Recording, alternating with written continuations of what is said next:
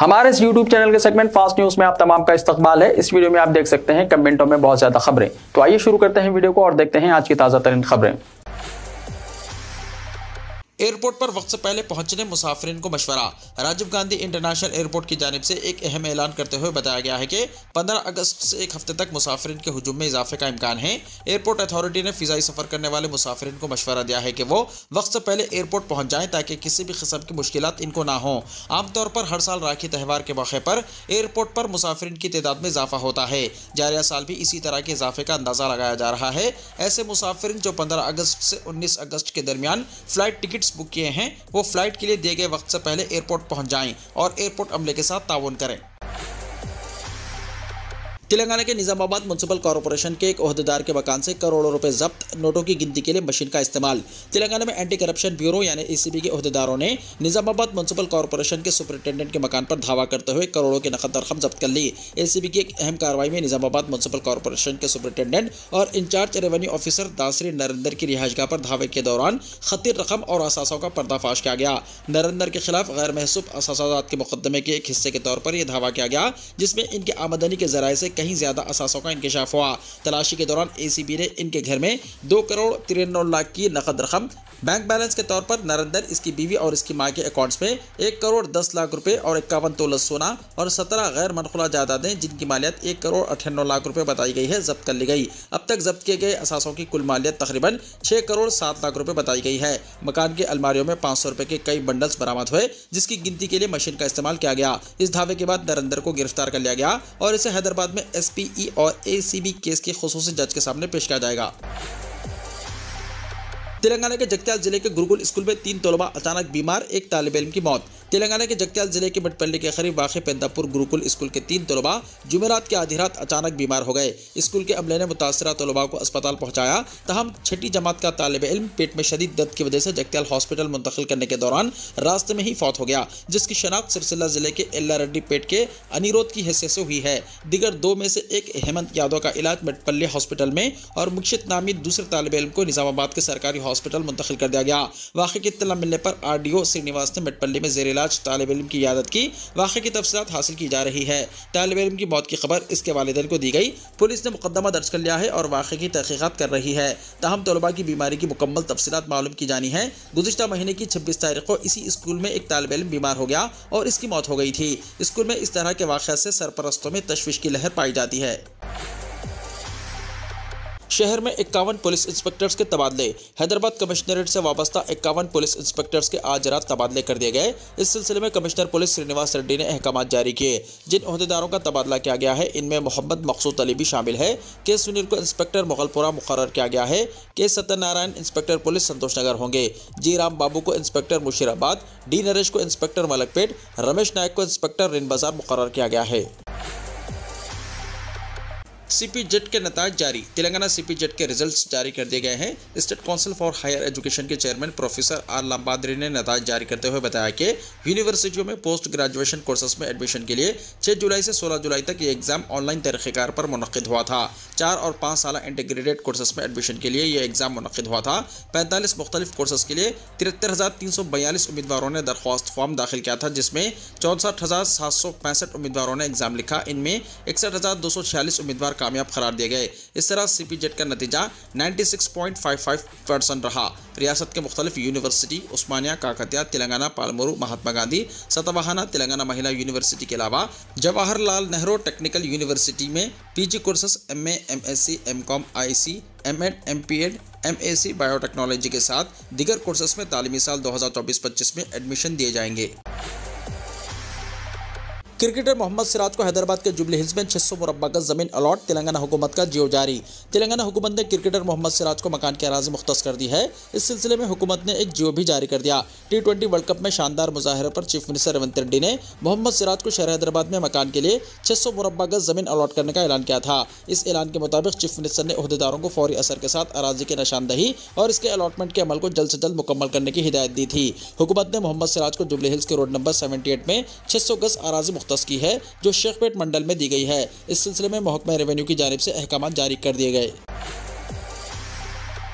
तेलंगाना में मजीद 4,60,000 खानदान 500 रुपये सिलेंडर स्कीम में शामिल। तेलंगाना हुकूमत से शुरू की गई 500 रुपये की बावखार गैस सिलेंडर स्कीम से मजीद 4,60,000 खानदान मुस्तफिद होंगे। महालक्ष्मी स्कीम के हिस्से के तौर पर इस्तेफादा कुनिंदगान की तादाद बढ़कर 44,10,816 खानदानों तक पहुँच गई है। ये स्कीम 27 फरवरी को शुरू हुई, तब इसकी तादाद 39,50,884 थी। प्रजा पालना मराकज़ में तरमीम की सहूलत फराहम करने पर स्कीम से इस्तेफादा करने वालों की तादाद में भारी इजाफा हो गया है। महकमे सिविल सप्लाईज के दादो शुमार के मुताबिक रियासती हुकूमत ने 5 अगस्त तक महालक्ष्मी स्कीम के तहत रियासत भर में 76,64,000 गैस सिलेंडर्स के लिए 227 करोड़ 82 लाख रुपए सब्सिडी जारी की। रियासत भर में 1 करोड़ 20,39,954 गैस कनेक्शन हैं। इस तरह 79,99,000 राशन कार्ड हैं, जबकि 91,49,838 अफराद ने महालक्ष्मी स्कीम के लिए दरख्वास्त दाखिल की है, जिनमें 39,50,000 खानदान अहल पाए गए। दरख्वास्तों में कुछ का इंदराज नहीं हुआ है। चंद घरों में गैस के 2 कनेक्शन हैं। चंद लोगों ने सब्सिडी से दस्तबरदारी इख्तियार कर ली। चंद दरख्वास्तों में तफसीलात दर्ज नहीं की गई, जिससे मुस्तहिकीन की तादाद मुतासिर हुई। एक ओहदेदार ने बताया कि कसीर तादाद में अवाम को रियायत इसलिए नहीं मिली क्योंकि उन्होंने दरख्वास्त में यूनिक ID के बजाय कंज्यूमर ID तहरीर किया है। हर ऑयल कंपनी सारिफ नंबर के साथ एक मुनफरिद शनाख्ती कार्ड देती है, जो 17 से 19 हिंदसों का होता है। इस नंबर को दरख्वास्त फॉर्म में तहरीर न करने वाले प्रजा पालना मराकज़ में तरमीमात के साथ फ़ायदा उठा रहे हैं। महकमे सिविल सप्लाईज के ज़राए का कहना है कि अगर आधार नंबर गलत दर्ज किया गया तब भी इसको दुरुस्त किया जा सकता है। जुमला 44,10,816 खानदान गैस सब्सिडी से इस्तेफादा कर रहे हैं। इस्तेफादा कुनिंदगान की ज़्यादातर तादाद GHMC में है। Commissioner civil supplies DS Chauhan ने बताया कि बाज़ औक़ात गैस सब्सिडी की रकम सारिफिन के खातों में जमा होने में 4 से 5 दिन लग जाते हैं, जबकि चीफ मिनिस्टर रेवंत रेड्डी ने 2 दिन में सब्सिडी की रकम सारिफिन के बैंक खातों में जमा करने की हिदायत दी। कमिश्नर महकमे सिविल सप्लाईज ने मरकजी वजीर तेल और खुदरती गैस हरदीप सिंह पुरी से अपील की है कि वो इस बात को यकीनी बनाए कि रियासती हुकूमत से दी गई सब्सिडी सारिफिन को अंदरून 48 घंटे मिल जाए। जेल में कविता का वजन 11 किलो कम हो गया, KTR ने कहा। BRS के कारगुजार सदर तारक रामाराव ने कहा कि दिल्ली शराब से मुताल्लिक़ केस में आम आदमी पार्टी के क़ायद मनीष सिसोदिया की जमानत मंजूर हुई है। उन्होंने तवक्को जाहिर की है कि अरविंद केजरीवाल और कविता को भी जमानत हासिल होगी। उन्होंने सवाल किया कि चार्जशीट दाखिल करने के बाद इन्हें जेल में रखे जाने की क्या ज़रूरत है। BRS के कारगुजार सदर ने बताया कि कविता की दरख्वास्त से जमानत दाखिल की गई है। इन्हें उम्मीद है कि बहुत जल्द जमानत मंजूर हो जाएगी। तारक रामाराव, जो कविता के भाई हैं, उन्होंने ये भी कहा कि जेल में कविता का वजन 11 किलो कम हो गया है। वो ब्लड प्रेशर और दीगर सेहत के मसाइल का सामना कर रही हैं। तेलंगाना के बोधन टाउन में आवारा कुत्तों का खौफ, तलबा क्लासरूम का दरवाजा बंद करके तालीम हासिल करने पर मजबूर। तेलंगाना के बोधन शहर में आवारा कुत्तों के हमले की वजह से आवाम और बच्चों में खौफ का माहौल देखा गया और कुत्तों के खौफ से घरों से बाहर निकलने से गुरेज किया जा रहा है। आज बोधन शहर के वार्ड नंबर 24 में सरकारी प्राइमरी स्कूल में स्कूल के अंदर कुत्ते दाखिल होते हुए देखकर स्टूडेंट्स को क्लासरूम में दरवाजा बंद करके तालीम हासिल करते हुए देखा गया, क्योंकि स्कूल को बाउंड्री वॉल न होने की वजह से कुत्तों का झुंड स्कूल में दाखिल हो गया। इस तरह तलबा दरवाजा बंद करके तालीम हासिल करते हुए देखे गए। गुज़िश्ता एक दिन पहले बोधन सरस्वती नगर कॉलोनी में कमोबेश 6 अफराद को कुत्तों ने जख्मी कर दिया। मुकामी अफराद ने फौरी सरकारी दवाखाने बोधन को इन बच्चों और खवातीन को मुंतकिल कर दिया और डॉक्टरों ने इब्तिदाई तिब्बी इमदाद देने के बाद उनको रवाना कर दिया। इस तरह के वाक़यात के बाद आवाम का घरों से निकलना दुश्वार हो गया। आवाम का कहना है कि बोधन शहर में आवारा कुत्तों में दिन ब दिन इजाफे की वजह से मजलिस बल्दिया में शिकायत की गई थी, लेकिन कमिश्नर और दीगर ओहदेदारों की जानिब से कोई ठोस इक़दाम नहीं हो पाए और न ही अवामी नुमाइंदे इस जानिब कोई दिलचस्पी दिखा रहे हैं। इस तरह बोधन शहर में कई वाक़यात हो रहे हैं, लेकिन अवामी नुमाइंदा खाली तमाशा देख रहे हैं। इस सिलसिले में अगर ठोस इक़दाम नहीं हो सके तो आवाम का जीना दुश्वार हो जाएगा। शहर में जल्द ई-टैक्सियां दौड़ेंगी, हुकूमत से तकसीम का मंसूबा। हैदराबाद में हमल और नकल के ज़राए में तब्दीली लाते हुए बहुत जल्द ई-टैक्सियों का आगाज़ होने जा रहा है। रियासती हुकूमत ने ड्राइवर एम्पावरमेंट प्रोग्राम के तहत तमाम इस्तेफादा कुनिंदगान को फ्यूल पर चलने वाली कारों के बजाय इलेक्ट्रिक गाड़ियाँ फराहम करने का फैसला किया है। सरकारी ज़राए ने तौसीक़ की है कि हुकूमत की जानिब से इस स्कीम के तहत इस्तेफादा कुनिंदगान को इलेक्ट्रॉनिक गाड़ियाँ फराहम करने पर संजीदगी से गौर किया जा रहा है। बर्क़ी की खपत के मामले में ये गाड़ियाँ बहुत सस्ती करार पाती हैं और इसके नतीजे में माहौलियाती मसाइल में भी कमी आती है। हाल ही में रियासती ओहदेदारों का ग्रीन सोल्यूशंस के लिए काम करने वाली तंजीमों के साथ इजलास मुनक़िद हुआ, जिसमें ई-टैक्सियों का ख्याल पेश किया गया। कहा गया है कि अगर हुकूमत की मदद से ये गाड़ियाँ फराहम की जाती हैं तो फ्यूल पर चलने वाली कैब्स की तादाद में कमी की जा सकती है। मुख्तलिफ बरादरियों के फाइनेंस कॉरपोरेशन की जानिब से ड्राइवर कम ओनर स्कीम के तहत कई बरसों से गाड़ियाँ तकसीम की जा रही है और अब ई गाड़ियों की तकसीम अमल में लाने का मंसूबा है। गुमशुदा पासपोर्ट की 10 दिन में इजराई। अगर किसी का पासपोर्ट खो गया है तो इन्हें घबराने या परेशान होने की जरूरत नहीं है, क्योंकि ऐसे अफराद को 10 दिन में नया पासपोर्ट जारी कर दिया जाएगा। पासपोर्ट खो जाने या गुम होने पर ज्यादातर लोग तशवीश में मुब्तला हो जाते हैं। नए पासपोर्ट के लिए दरख्वास्त किस तरह दी जाए, इसका इल्म ना होने और बैरूनी ममालिक को जल्द रवानगी की कोशिश में दरमियानी अफराद से रुजू होकर हजारों रुपयों का नुकसान कर लेते हैं। इस पस मंजर में हैदराबाद की रीजनल पासपोर्ट ऑफिसर जनरल गड्डा स्नेहा जहां ने ऐसे अवाम को मशवरा दिया कि वो नया पासपोर्ट किस तरह हासिल कर सकते हैं। उन्होंने बताया कि जिन लोगों के पासपोर्ट खो गए हैं इन्हें पहले मी सेवा मराकज़ में दरख्वास्त देना होगा। गुमशुदा पासपोर्ट की तफसीलात पेश करनी होगी, जिसके बाद मी सेवा मरकज़ से तफसीलात मुकामी पुलिस स्टेशन को पहुंचेंगी। पुलिस जांच के बाद मंजूरी देगी, फिर मी सेवा मरकज़ से पासपोर्ट गुमशुदगी का सर्टिफिकेट जारी किया जाएगा। सर्टिफिकेट हासिल करके स्लॉट बुक करना होगा। दोबारा नए पासपोर्ट की इजराई के लिए दरख्वास्त देना होगा। स्लॉट बुकिंग वाले दिन मुंतखब PSK मरकज़ से रुजू हों। मुतल्लिक़ा असल सर्टिफिकेट्स के अलावा मी सेवा सेंटर से जारी सर्टिफिकेट दिखाएं। ये अमल मुकम्मल होने पर अंदरून हफ्ता 10 दिन नया पासपोर्ट जारी कर दिया जाएगा। चंद ऐसे लोग हैं जिनके पासपोर्ट खो गए हैं, तहम उनका कहना है कि उनके पास कोई तफसीलात नहीं है, कम अज़ कम इनके पासपोर्ट नंबर और इसके दखुलात भी नहीं है। पासपोर्ट हासिल करने के लिए बराह रास्त RPO ऑफिस में हाजिर होना होगा। शनाख्ती कार्ड और दीगर डेटा को चेक किया जाएगा और पुराने पासपोर्ट की तफसीलात फराहम की जाएंगी। इस बुनियाद पर मी सेवा मरकज़ में दरख्वास्त दाखिल करें। इसके बाद मी सेवा मरकज़ से गुमशुदगी सर्टिफिकेट जारी किया जाएगा। इसकी बुनियाद पर नए पासपोर्ट की दोबारा इजराई के लिए दरख्वास्त दाखिल की जा सकती है, या फिर rpo.hyderabad@mea.gov.in को मेल रवाना करके मज़ीद वजाहत तलब की जा सकती है। चंद अजला में गरज चमक के साथ बारिश का इम्कान। महकमे मौसमियात ने तेलंगाना के अजला आदिलाबाद, कुमरभीम, आसिफाबाद, मंचरियाल, निर्मल, जयशंकर, भोपालपल्ली, मुलक, भद्राद्री, कोत्तागुड़म में कहीं कहीं आइंदा 24 घंटों के दौरान गरज चमक के साथ बारिश और 30 से 40 किलोमीटर फी घंटे की रफ्तार से तेज हवाएं चलने की पेशकश की है। जुमे को जारी करदा यौमिया मौसमी रिपोर्ट में कहा गया है कि आइंदा 7 दिनों के दौरान रियासत के चंद मुकामात या कहीं कहीं हल्की तवसत बारिश या बूंदाबांदी हो सकती है। तेलंगाना में जुनूब मगरबी मानसून कमजोर हो गया है। गुज़िश्ता 24 घंटों के दौरान रियासत के चंद मुकामात पर बारिश हुई। तेलंगाना के तमाम 6214 पोस्ट ऑफिसों में तिरंगा हासिल करने की सहूलत। पोस्टल डिपार्टमेंट तेलंगाना ने हर घर तिरंगा मुहिम के तहत पोस्ट ऑफिसों में तिरंगे की फरोख्त का आगाज़ किया है। Assistant director postal services Sharad Kumar के मुताबिक मरकजी हुकूमत ने हर घर तिरंगा मुहिम का ऐलान किया है। इस मुहिम का मकसद अवाम में हुब्बुल वतनी और इत्तेहाद के जज्बे को फ़रोग़ देना है। यौम आज़ादी के मौके पर हर घर पर तिरंगा लहराने की तजवीज़ के तहत ये मुहिम शुरू की गई है। तेलंगाना के तमाम पोस्ट ऑफिसों में तिरंगा फरोख्त के लिए रखा गया है। 33 अजला के 6214 पोस्ट ऑफिसों में तिरंगा सरबराह किया गया। 30x20 इंच का तिरंगा 25 रुपये में दस्तियाब है। ई पोस्ट ऑफिस पोर्टल के जरिए ऑनलाइन खरीदी की सहूलत फराहम की गई है। ये सहूलत 13 अगस्त तक बरकरार रहेगी। हर सारिफ को ऑनलाइन 5 कौमी परचम खरीदने की सहूलत है और उन्हें दिए गए एड्रेस पर किसी चार्जेस के बगैर 14 अगस्त से पहले पहुंचा दिया जाएगा। पोस्टल स्टाफ की जानिब से घर घर तिरंगा मुहिम के बारे में शऊर बेदारी स्कूल, कॉलेजेस, तालीमी इदारों और अवामी मुकामात पर मुनक्किद की जाएगी। मज़ीद तफसीलात के लिए फ़ोन नंबर 04023463616 पर कॉन्टैक्ट किया जा सकता है। आंध्र प्रदेश के तमाम ज़खायर आब में 67% पानी का ज़ख़ीरा। आंध्र प्रदेश में जून और जुलाई में औसत से ज़्यादा बारिश हुई, जिसकी वजह से रियासत भर में 108 ज़खायर आब में 67% पानी का ज़ख़ीरा हुआ है। ओहदेदार मुख्तलिफ डैम से फाजिल पानी नशीबी इलाकों में खारिज कर रहे हैं। हालिया दिनों में महकमे मौसमियात ने नोट किया कि रियासत आंध्र प्रदेश में 21 जून से 31 जुलाई के दौरान ज़ायद बारिश हुई। इस दौरान रियासत भर में 301.4 मिलीमीटर बारिश दर्ज की गई, जो मामूल की बारिश से 252.2 मिलीमीटर यानी 34% ज़्यादा है। जनूबी साहली आंध्र प्रदेश और रायलसीमा में मामूल से ज़्यादा बारिश की पेशनगोई की गई, जबकि शुमाली साहली आंध्रा इलाके में मामूल से कम बारिश का इम्कान है। वक्फ तरमीमी बिल पर मुश्तरका पार्लिमानी कमेटी की तश्कील। बैरिस्टर असदुद्दीन ओवैसी के अलावा इमरान मसूद और राज्यसभा के बास मुस्लिम अरकान भी शामिल। मुतनाज़ा वक्फ तरमीमी बिल के खिलाफ अपोजिशन जमातों के शदीद एहतजाज और एतराज़ के दरमियान मरकजी वज़ीर अक़लियती उमूर किरण रिजिजू ने इस पर गौर व खौस के लिए एक मुश्तरका पार्लिमानी कमेटी की तश्कील का ऐलान किया था, जिसे ऐवान ने कबूल कर लिया। आज इस कमेटी के अरकान के नामों का ऐलान किया गया है। कमेटी में लोकसभा के 21 और राज्यसभा के 10 अरकान शामिल होंगे। वाज़ेह है कि यह बिल कल लोकसभा में पेश किए जाने के बाद इसे मुश्तरका पार्लिमानी कमेटी को भेजने का फैसला किया गया था। कमेटी वक्फ बिल का मुताला करेगी और आइंदा पार्लिमानी इजलास से पहले हुकूमत को अपनी रिपोर्ट पेश कर देगी। मुश्तरका पार्लिमानी कमेटी में लोकसभा से जिन अरकान को शामिल किया गया है, इनमें बैरिस्टर असदुद्दीन ओवैसी, सदर कुल हिंद मजलिस इत्तेहादुल मुस्लिमीन व रुकन पार्लियामेंट हैदराबाद, कांग्रेस के MP इमरान मसूद भी शामिल है। राज्यसभा से मोहम्मद नदीम हक, गुलाम अली, डॉक्टर राधा मोहन अग्रवाल, नसीर हुसैन, विजय साई रेड्डी, मोहम्मद अब्दुल्ला, संजय सिंह और दीगर को शामिल किया गया है। हिजाब पर लगाई गई पाबंदी पर सुप्रीम कोर्ट ने लगा दी है रोक। सुप्रीम कोर्ट ने जुमे को मुंबई के बास कॉलेजों को कैंपस में बुर्का, हिजाब या नकाब पहनने वाली तालिबात पर पाबंदी आयद करने पर सख्त सरजनिश की और इस सिलसिले में इदारे की तरफ से जारी नोटिस को जुज़वी तौर पर रोक दिया। मुंबई के आचार्य और डी के Maratha college of art, science and commerce और दीगर कॉलेजों की जानिब से मुस्लिम लड़कियों को कैंपस में हिजाब और बुर्का पहनने पर पाबंदी लगा दी थी, जिससे ये चंद लड़कियों ने अदालत से इस मामले को रुजू किया।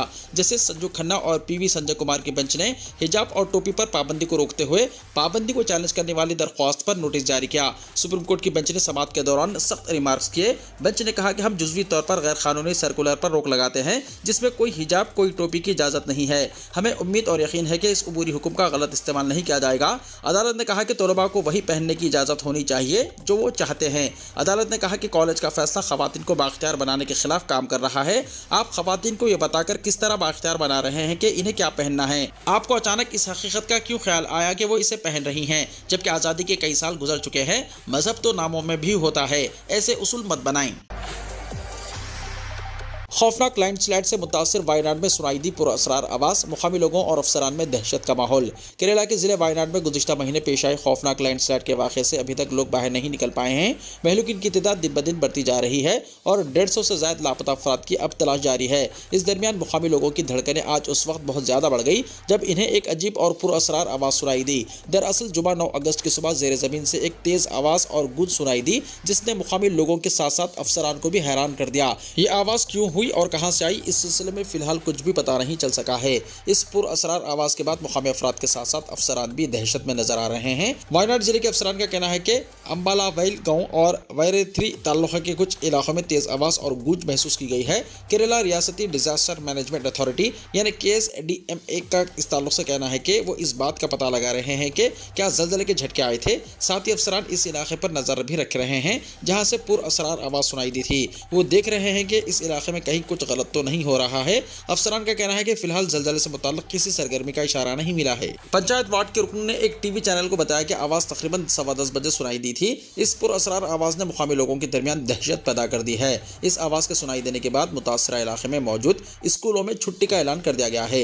वायनाड जिले के अफसरान का कहना है कि इस इलाके के मुकामी लोगों को महफूज मुकामात पर मुंतकिल भी किया जा रहा है। वायनाड के जिले मजिस्ट्रेट DR मेघ श्री ने कहा कि जिले इंतजामिया ने मुतासरा इलाकों से लोगों को बाहिफाजत निकालने के लिए कदम उठाए हैं। वाज़ह है कि वायनाड जिले में 30 जुलाई को मेपाड़ी के पास मुख्तलिफ पहाड़ी इलाकों में पेश आए लैंडस्लाइडिंग वाक़े ने ज़बरदस्त तबाही मचाई थी। रेस्क्यू मुहिम अब भी जारी है और 400 से ज़ायद अफराद हलाक हो चुके हैं। सैकड़ों अफराद ज़ख्मी भी हुए हैं, जिनमें से कई अब भी ज़ेरे इलाज हैं। लैंडस्लाइड से मुतासरा इलाकों चुरुलमाला और मुंडगी में फ़ौज के जरिए रेस्क्यू मुहिम अब भी चलाई जा रही है। सुप्रीम कोर्ट ने शाही ईदगाह के सर्वे पर पाबंदी में की तोसी। मथुरा की श्री कृष्ण जन्मभूमि और शाही ईदगाह मस्जिद के सर्वे पर पाबंदी के मामले में सुप्रीम कोर्ट में जुमे को होने वाली समाअत मुलतवी कर दी गई। अब इस मामले की समाअत नवंबर में होगी। जस्टिस संजू खन्ना और जस्टिस PV संजय कुमार की बेंच ने केस की समाअत मुलतवी करते हुए कहा कि इस मामले पर तफसील से बहस करने की जरूरत है। सुप्रीम कोर्ट ने यह भी कहा कि हाल ही में हाई कोर्ट ने भी इस मामले में हुक्म जारी किया है, इस तरफ भी तवज्जो की जरूरत है। केस की अगली समाअत नवंबर में होगी, तब तक सर्वे पर पाबंदी बरकरार रहेगी। मनीष सिसोदिया को सिर्फ जमानत मिली है, इल्जामात से आज़ादी नहीं, बांसुरी स्वराज ने कहा। सुप्रीम कोर्ट ने जुमे को साबिक नायब वज़ीर आला मनीष सिसोदिया को जमानत दे दी, जो दिल्ली एक्साइज पॉलिसी घोटाला मामले में गुज़िश्ता 17 महीने से जेल में थे। इस पर भारतीय जनता पार्टी ने अपने रद्दमल में कहा कि सिसोदिया को सिर्फ जमानत मिली है, घोटाले के इल्जामात से बरी नहीं हुए हैं, वो अब भी केस में मुलजिम हैं। बीजेपी के रुकने पार्लियामेंट बांसुरी स्वराज ने पार्टी हेडक्वार्टर में एक प्रेस कॉन्फ्रेंस में कहा कि मनीष सिसोदिया की जमानत की दरख्वास्त इस साल 7 बार मुस्तरद हो चुकी है। आज इनके वकला ने मेरिट की बुनियाद पर दलाल नहीं दिए। इनकी दलील 17 महीने की ताखिर पर थी। मुकदमे की समाअत में ताखिर की बुनियाद पर इन्हें जमानत दी गई है। बांसुरी ने कहा कि वो अब भी एक मुलजिम हैं और दिल्ली के लोगों को धोखा देने के लिए इनका एहतसाब अदालत में है। सिसोदिया दिल्ली के ऐसे ही एक वजीर तालीम थे जिन्होंने दिल्ली के बच्चों को स्कूल से मधुशाला की तरफ धकेलने का गुनाह किया। आम आदमी पार्टी ने सिसोदिया की जमानत को सच्चाई की जीत करार दिया। आम आदमी पार्टी ने जुमे को दिल्ली के साबिक नायब वज़ीर आला मनीष सिसोदिया की जमानत को सच्चाई की जीत करार देते हुए कहा कि एक साजिश के तहत इन्हें 17 महीने तक जेल में रखा। आपने एक्स पर लिखा, आज सच की जीत हुई है। इस बात में कोई सदाकत नहीं थी। हमारे लीडरों को जबरदस्ती जेलों में रखा गया। मनीष सिसोदिया को साजिश के इल्जाम में 17 महीने तक जेल में रखा गया था। क्या बीजेपी और वज़ीर आज़म नरेंद्र मोदी मनीष सिसोदिया के इन 17 महीनों का हिसाब देंगे? आपने कहा मनीष सिसोदिया ने ये 17 महीने दिल्ली के स्कूलों की तामीर में सर्व किए होते, लेकिन बीजेपी ने इन्हें बर्बाद कर दिया। शुमाली बंगाल में 4.5 शिद्दत का ज़लज़ला, किसी नुकसान की इत्तला नहीं। शुमाली बंगाल के मुख्तलिफ हिस्सों में जुमे को 4.5 शिद्दत के ज़लज़ले के झटके महसूस किए गए। ताहम इस ज़लज़ले से किसी किस्म के नुकसान की कोई खबर नहीं है। ज़लज़ले का मरकज़ सिक्किम में तादुंग से 29 किलोमीटर दूर और 10 किलोमीटर की गहराई में था। हुक्काम ने बताया कि ज़लज़ले का असर दार्जिलिंग, जलपाईगुड़ी, धोबुगुड़ी, मालबाजार और शुमाली बंगाल के दिगर हिस्सों में महसूस किया गया। ज़लज़ले के झटके सुबह 6:27 पर महसूस किए गए। कम शिद्दत की वजह से किसी नुकसान की इत्तला नहीं है। इत्तलात के मुताबिक मेघालय के कुछ हिस्सों, नेपाल और भूटान के सरहदी इलाकों में भी ज़लज़ले के हल्के झटके महसूस किए गए। ऐनी शाहिदीन के मुताबिक जब शुमाली बंगाल में ज़लज़ले के हल्के झटके महसूस किए गए तो ज़्यादातर लोग अपने घरों में थे और बहुत से लोग सो रहे थे। सुबह की सैर के लिए निकलने वालों को सबसे पहले ज़लज़ले के झटके महसूस हुए। ज़लज़ले से शुमाली बंगाल के मुख्तलिफ हिस्सों में मुकामी लोगों में खौफ व हिरास फैल गया और बहुत से लोगों को घरों से बाहर निकलते देखा गया। काबिल जिक्र है कि गुज़िश्ता साल नवंबर में भी शुमाली बंगाल के अलीपुर दवार जिले में 3.6 शिद्दत का ज़लज़ला महसूस किया गया था, जिसका मरकज़ 14 किलोमीटर की गहराई में था। पाकिस्तान में भी बांग्लादेश जैसी बगावत का खदशा, आर्मी चीफ मुनीर ने दी वार्निंग। बांग्लादेश में लाकानूनियत की मौजूदा सूरत हाल ने पाक फौज और वहाँ की हुकूमत को भी खौफजदा कर दिया है। यही वजह है कि पाकिस्तान के आर्मी चीफ ने अपने शहरियों को खबरदार किया है कि वो पाकिस्तान में बांग्लादेश जैसी अफरा तफरी फैलाने के बारे में सोचे भी नहीं। पाकिस्तानी आर्मी चीफ ने क्या खबरदार। पाक फौज के मीडिया विंग ने जनरल आसिम मुनीर के हवाले से कहा कि अगर किसी ने पाकिस्तान में इस तरह का इंतशार फैलाने की कोशिश की तो अल्लाह की कसम हम इसे कामयाब नहीं होने देंगे। दुनिया की कोई ताकत पाकिस्तान को नुकसान नहीं पहुँचा सकती, क्योंकि ये मुल्क क़यामत तक कायम रहेगा। पाकिस्तानी आर्मी चीफ का यह बयान दरअसल सोशल मीडिया पर तबसरों के दरमियान आया है, जिसमें बांग्लादेश और पाकिस्तान की सूरत हाल का मवाजना किया जा रहा है। आर्मी चीफ आसिम मुनीर ने उलमा के इज्तिमा से खिताब करते हुए इस बात का इरादा किया कि फ़ौज मुल्क में अमन व इस्तेहकाम बरकरार रखने के लिए पुरअज़्म है। आर्मी चीफ ने उलमा से कहा कि वो मुआशरे में इत्तेहाद और एतदाल के जज्बात को फ़रोग़ दें, न कि इंतहा पसंदी और तफरीक़ को। आर्मी चीफ ने यह भी कहा कि मुआशरे को दोबारा जदीदियत की राह पर लाया जाए और दुनिया की करप्शन को मुस्तरद किया जाए। जनरल आसिम मुनीर ने कहा कि सोशल मीडिया मुल्क में अनारकी को फ़रोग़ दे रहा है। आर्मी चीफ आसिम मुनीर ने कहा कि इस्लामी शरीयत और आइन के उसूलों को बरकरार रखा जाना चाहिए। वीडियो को लाइक शेयर कीजिए और हमारे इस YouTube चैनल को सब्सक्राइब करते हुए इसके बेल आइकॉन को भी प्रेस कर लीजिए, ताकि ऐसी ही ताज़ा तरीन खबरें आइंदा भी आपको मिलती रहें।